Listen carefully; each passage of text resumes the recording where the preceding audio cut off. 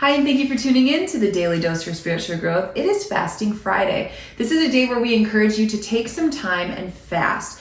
Fasting is when you give up something, food, social media, an activity you enjoy doing. In the formal sense, it's usually referring to food, something your body needs and that it craves, so that when you have those urges to eat, it will remind you to pause and to spend time with the Lord, to recognize that the Lord is who sustains us, who fills us, and who nourishes our souls.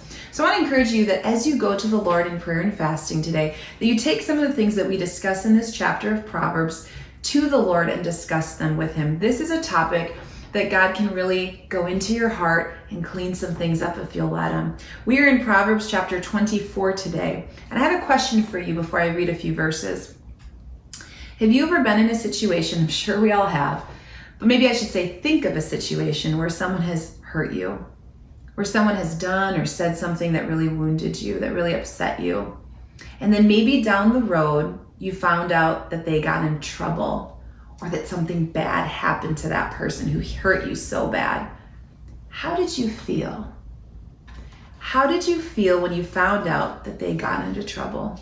Did you feel vindicated? Did you say, well, that's karma. What goes around comes around. Did you feel good about that? Were you a little excited? Did you brag about it? What happened inside of you when you found out that they had had something bad happen to them, when they had in turn already done something bad to you? Let's see what the book of Proverbs tells us to do in those situations. Now, this is in Proverbs chapter 24. I encourage you to read the whole chapter. I'm just going to highlight a couple verses 17 and 18 today. It says, "Do not gloat when your enemy falls. When he stumbles, do not let your heart rejoice. Or the Lord will see and disapprove and turn his wrath away from him." Interesting thoughts today. You know, it's so easy sometimes to get excited when someone who's hurt us gets hurt.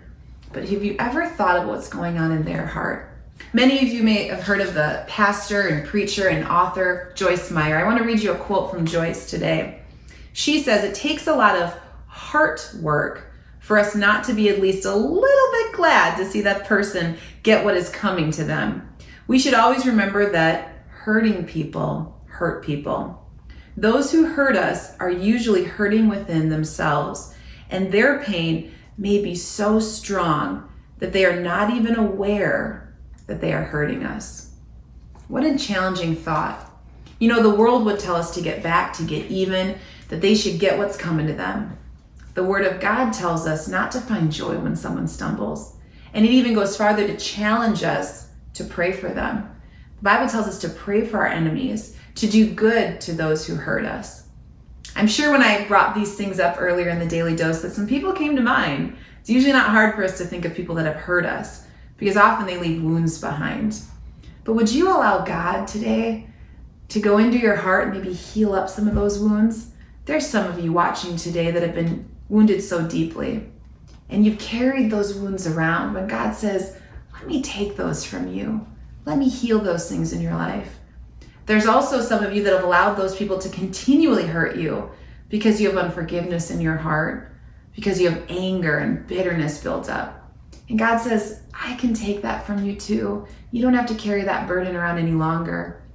And there's others of us today that are recognizing that God in His graciousness has given us indicators of heart issues. And one of those heart indicators can be when you find yourself joyfully celebrating the demise or destruction of someone else. That shows that you, my friend, have a heart issue that God also wants to deal with today. As you spend some time in prayer and fasting, would you be brave enough?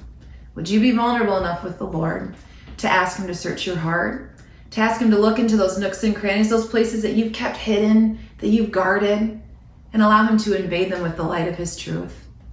I guarantee that as you open your heart up to the Lord, He will in His kind and graciousness begin to heal wounds and restore life to areas that have been stolen by darkness. God has a plan for that pain. Are you going to give it back to Him so He can use it for good? Hey, thank you so much for tuning in today, and I hope to see you again tomorrow as we finish up the week with another daily dose for spiritual growth.